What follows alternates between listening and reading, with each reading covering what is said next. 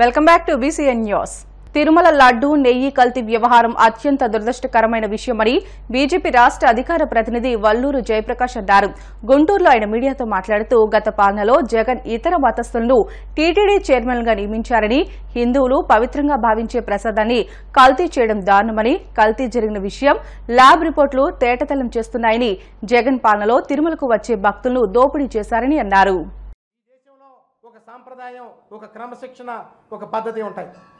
దురదృష్టవశాత్తు మీకు ఏంటంటే చిన్నప్పటి నుంచి కూడా మిమ్మల్ని ఎక్కడ పడితే అక్కడ చదివించినట్టున్నారు.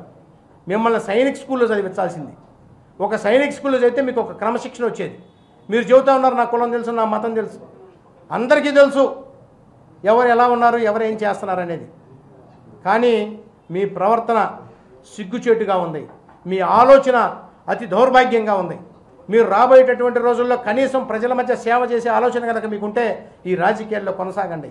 లేని పక్షాన మీరు ఏ దేశానికి వెళ్తారో పోండి. మీరు దోపిడీ చేసినటువంటి సొమ్ము ఉంది, పట్టి మిమ్మల్ని తీసుకొచ్చి జైలుకి వేసేదాకా అక్కడికి పోయి ఆ విజయమాల్యలాగానో ఇంకొకటిలాగానో ఎంజాయ్ చేస్తా బతకని తప్పితే ఈ దేశంలో ఉన్నటువంటి సాంప్రదాయాల్ని అగౌరవపరిస్తే భారతీయ జనతా పార్టీ ఉపేక్షించేది లేదు. మీరు చెప్పారు ఒక మాట, భారతీయ జనతా పార్టీ నాయకులు కూడా దీనిలో ఉన్నారని.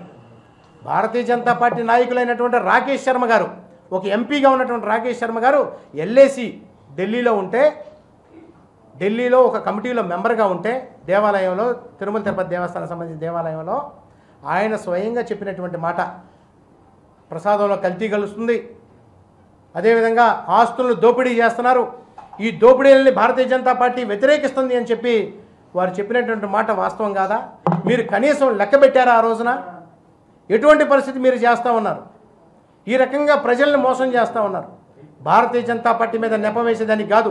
మీరు అంటున్నారు హిందువుల తరఫున కనుక భారతీయ జనతా పార్టీ ఉంటే చంద్రబాబు నాయుడు గారిని ఖండించాలా మేము?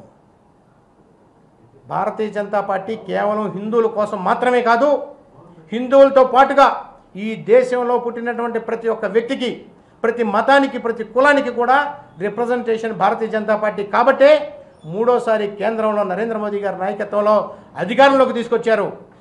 ఇది మీరు గ్రహించాలా. భారతీయ జనతా పార్టీ మీద మీరు ఉమ్మేయటం అంటే సూర్యుడి మీద ఉమ్మేసేటటువంటి ప్రయత్నం చేయటమే తప్పితే మరొక ప్రయత్నం కాదు. భారతీయ జనతా పార్టీ తీవ్రంగా ఖండిస్తూ ఉందని చెప్పి సందర్భంగా మీకు తెలియజేస్తూ, మాదక ద్రవ్యాల వినియోగం పట్ల విద్యార్థుల్లో ప్రత్యేకమైన అవగాహన సదస్సులను నిర్వహిస్తున్నట్లు శ్రీకాకుళం జిల్లా ఎస్పీ మహేశ్వర్ రెడ్డి తెలిపారు. ఎచ్చర్ల మండలం శివానీ కళాశాలలో ఏర్పాటు చేసిన స్వచ్ఛ సంకల్పం అనే డ్రగ్ అవేర్నెస్ అనే కార్యక్రమంలో విద్యార్థులతో కలిసి పాల్గొన్నారు. ఈ సందర్భంగా మాట్లాడుతూ మాదక ద్రవ్యాల వల్ల కలిగే అనర్థాలు, పరిణామాలను దృష్టిలో ఉంచుకుని మెలగాలని, కుటుంబానికి ఆసరగా నిలవాలని అన్నారు. శ్రీకాకుళం జిల్లా పోలీస్ రోజు నుంచి మనకి డ్రగ్ అవేర్నెస్ క్యాంపెయిన్ స్టార్ట్ చేయడం, స్వచ్ఛ సంకల్పం అన్నారు. సో ఇందులో మనకి మెయిన్ మోటివ్ ఏంటంటే ఎక్కడెక్కడైతే మనకి డ్రగ్ సబ్స్టెన్స్ అబ్యూజ్ ఏదైతే ఉందో దాన్ని తగ్గించడం, ఎస్పెషల్లీ మన ఫోకస్ గాంజా పైన. సో అందులో భాగంగా ఈరోజు మనకి ఎచ్చర్ల మండలంకి సంబంధించి Sri Venkateswara group of institutions ఏదైతే ఉందో అక్కడ కాలేజ్ స్టూడెంట్స్లోకి ఇంటరాక్ట్ అవ్వడం జరిగింది. సో వాళ్ళ దగ్గర నుంచి మనకి దానికి సంబంధించి కొన్ని ఇన్పుట్స్ తీసుకోవడం జరిగింది. సో వాళ్ళతోటి ఒక ఈ కాలేజ్ అనే కాదు, మనకి ఎంటర్ శ్రీకాకుళంలో ఎక్కడెక్కడైతే కాలేజెస్ ఉన్నాయో అక్కడ నుంచి స్టూడెంట్స్ తరఫున కమిటీస్ ఫామ్ చేసి along with administration plus police and education department అందరితో మనం క్యాంపెయినింగ్ అనేది రన్ చేస్తున్నాం.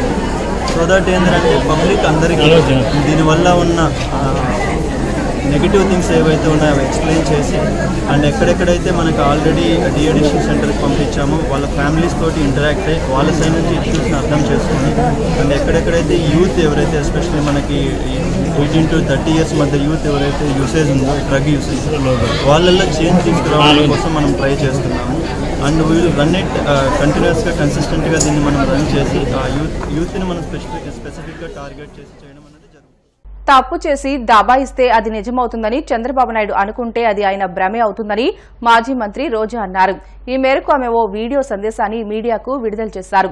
ప్రజలను మాయ చేసినట్లు శ్రీవారిని మోసం చేయాలంటే అది కుదరదన్న విషయాన్ని చంద్రబాబు తెలుసుకోవాలని అన్నారు. జగన్ తన తిరుమల పర్యటన రద్దు మీద స్పష్టంగా ప్రెస్ మీట్ ఇచ్చారని గుర్తు చేశారు.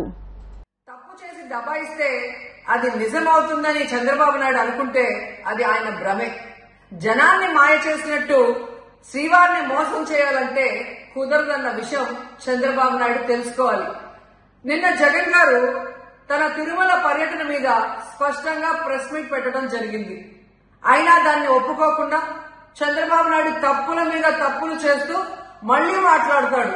జగన్మోహన్ రెడ్డి గారు తిరుమల రావడానికి భయపడుతున్నాడు, డిక్లరేషన్ ఇవ్వబడుతుంది కాబట్టి ఎస్కేప్ అవుతున్నాడు అని చెప్పి సూటిగా చంద్రబాబు నాయుడు గారికి చెప్తున్నా.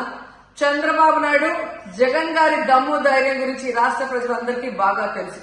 నిన్న కూడా ఆయన భయపడేవాడైతే అంత స్పష్టంగా ప్రెస్ మీట్ పెట్టి ఏ విధంగా తన మతం మానవత్వం, తను ఏ విధంగా బైబిల్ చదువుతారు, బయటకు వచ్చినప్పుడు హిందువుల మనోభిప్రాయాల్ని గౌరవించి గుళ్లకు వచ్చి పూజలు చేస్తారు, అలాగే మసీదులకు వెళ్లి ఎలా పూజలు చేస్తారు, అలాగే సిక్కుల్ని గౌరవించి ఎలా వాళ్ల పూజలు చేస్తారో చెప్పడం జరిగింది.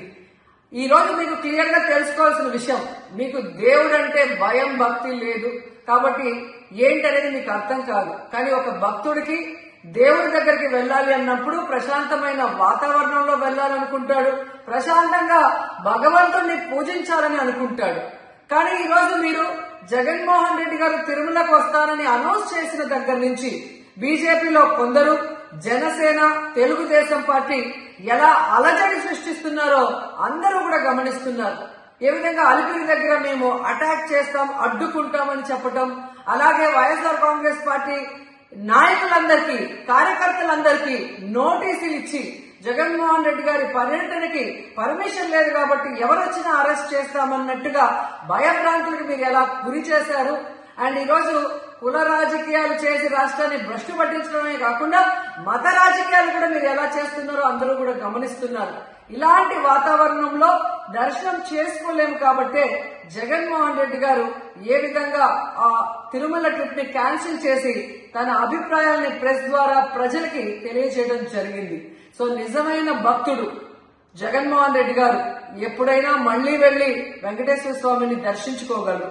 5 సంవత్సరాలు తన తండ్రి మరి ముఖ్యమంత్రిగా వెంకటేశ్వర స్వామికి పట్టు వస్త్రాలు ఇచ్చారు.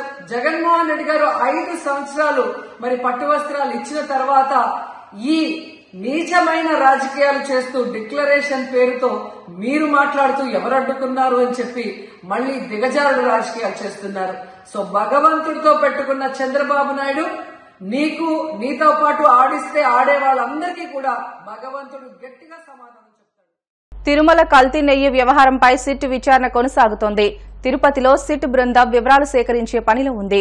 టీటీడీ ఈవో నుంచి వివరాలు సేకరిస్తుంది సిట్. పద్మావతి అతిథి గృహంలో సమావేశమైన సిట్ బృందం అన్ని వివరాలను పరిశీలిస్తుంది. కల్తీ నెయ్యి వ్యవహారంపై చంద్రబాబు ప్రభుత్వం నియమించిన సిట్ బృందం తిరుపతి చేరుకుని అతిథి గృహంలో భేటీ అయ్యింది. ఇప్పటికే టీటీడీ అధికారికంగా కల్తీ నెయ్యి వ్యవహారానికి బాధ్యులుగా చూపుతూ యా డైరీ మిల్క్ ప్రొడక్ట్ సంస్థపై ఫిర్యాదు చేసింది. ఈ నేపథ్యంలో సిట్ బృందం టీటీడీ ఇచ్చిన కంప్లైంట్ కాపీని తెప్పించుకుంది. టీటీడీ ఫిర్యాదుపై ఇప్పటికే ఈస్ట్ పోలీస్ స్టేషన్లో పలు సెక్షన్ల కింద కేసు కూడా నమోదు అయ్యింది. ఏ సెక్షన్ల కింద కేసు నమోదు చేశారనే అంశాన్ని సిట్ సభ్యులు పూర్తిస్థాయిలో పరిశీలించారు. వార్తలు ముగించే ముందు ముఖ్య అంశాలు మరొకసారి. ఆకివీడిలో వైభవంగా షిరిడి సాయి జయంతోత్సవాలు. బాబాను దర్శించుకుని తరించిపోయిన భక్తజనం.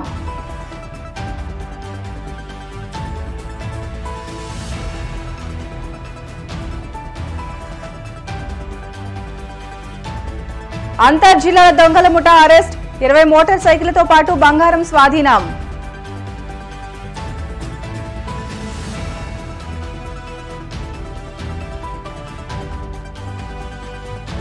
మత కల్లోలాలు సృష్టించడం సరికాదన్న మాజీ మంత్రి భరత్.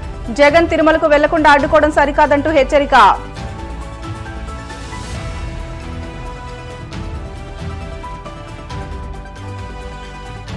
మాదక ద్రవ్యాల వినియోగంపై అవగాహన అవసరం. విద్యార్థులు తమ జీవితాలను ఉన్నతంగా తీర్చిదిద్దుకోవాలంటూ శ్రీకాకుళం ఎస్పీ మహేశ్వర్ రెడ్డి సూచన. ఇవి ఇప్పటివరకు బులెటిన్లోని అప్డేట్స్. మరిన్ని వార్తల కోసం BCN digital YouTube channel, Facebook పేజీని ఫాలో అవ్వండి. అప్డేట్ వార్తల కోసం ప్లీజ్ డూ సబ్స్క్రైబ్.